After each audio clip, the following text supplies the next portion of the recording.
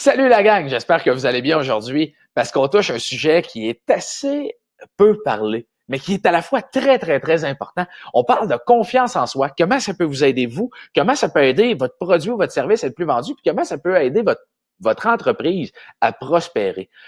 Premièrement, j'entends souvent de mes clients en consultation me dire « Ouais, mais Danny, c'est parce que je suis plus ou moins à l'aise quand j'offre mon service. » Il y a beaucoup de il y a un manque de confiance flagrant quand vous offrez votre produit ou votre service. Puis souvent, c'est pas un manque de confiance en votre produit ou votre service parce que vous le savez à quel point il est bon, vous le savez à quel point il peut faire sauver des sous à l'entreprise, améliorer sa vie, améliorer la qualité de la vie de la personne qui achète votre produit ou votre service ou quoi que ce soit.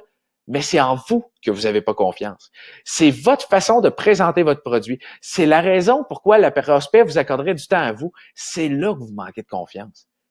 Puis comment vous pouvez vaincre ça, ce manque de confiance-là? Comment vous pouvez vous transformer en personne assez timide, assez réservée, assez téméraire, en personne qui croit vraiment en pourquoi vous devriez prendre le temps de m'écouter? Parce que moi, je sais clairement qu'en prenant le temps d'écouter ce que j'ai à vous offrir, vous allez avoir de la valeur exceptionnelle. C'est ce mindset-là que vous devez approcher vos prospects avec. C'est ce mindset-là avec lequel vous devez approcher la vie. Vous êtes fort. Chaque personne a son histoire. Chaque personne a surmonté mer et monde. Chaque personne a eu des points plus difficiles depuis son enfance. Il y a personne qui est né dans Petite Soie et qui a vécu dans le rose et dans l'or toute sa vie. Ça n'existe pas. Il faut arrêter de croire à ça. Le behind the scene de chaque personne montre quelqu'un de fort, montre quelqu'un de puissant.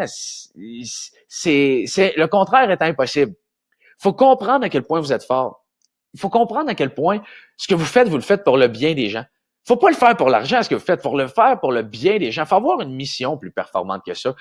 J'ai des clients en consultation de vêtements. Lui, ce qu'il va offrir, il veut aider les gens à combattre les préjugés défavorables. Il sait pertinemment que 100% des gens qu'il va contacter vont avoir une impression de wow pour chaque personne qui croise son regard. Va faire wow, excusez-moi. Chaque personne qui va faire wow, la personne que le consultant va habiller, va faire wow, puis va lui donner plus de chances de vendre, de bien paraître, d'avoir une meilleure réputation.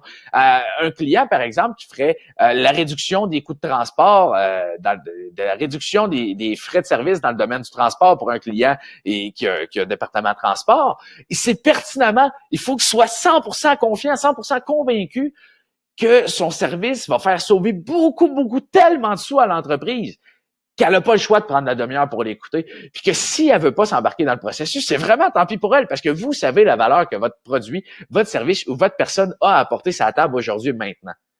Faut arrêter de croire que vous faites ce que vous faites, puis que vous êtes moins bon qu'un autre, puis que tout le monde est meilleur que vous, puis qu'il y a rien que vous qui a de la difficulté. Tout le monde a de la difficulté. Ceux qui paraissent le plus confiants du monde sont constamment stressés. Ceux qui paraissent avoir aucune peur sont ceux qui en ont le plus, mais qui les surmontent. C'est seulement ça la différence. Il faut avoir confiance en vous. Il faut comprendre pourquoi vous, votre produit ou votre service est avantageux pour la personne qui vous écoute maintenant. Faut le savoir, faut l'intégrer, faut que ça baigne en nous, faut que ça soit une façon de voir la vie. Faut que vous soyez ultra réellement, intensément convaincu que vous êtes la personne pour la personne à qui vous parlez. Vous êtes la personne que ça prend à la personne à qui vous parlez. C'est très, très, très important. Puis c'est pas seulement de le croire, c'est de l'être pour vrai. Puis en le devenant pour vrai, en le croyant pour vrai, vous le devenez pour vrai. C'est une roue qui tourne. Puis du moment que bref, soyez confiants. Soyez ultra confiants, soyez immensément confiants, conquérissez n'importe quoi, mettez-vous en avant des bonnes personnes, ayez pas peur, faites-vous confiance.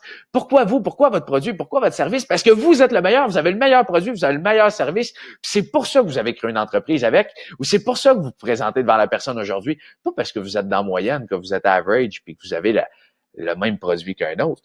Non, ça fonctionne pas, ça. Parce que vous avez ce qu'il y a de mieux pour la personne devant vous au meilleur moment, au moment idéal.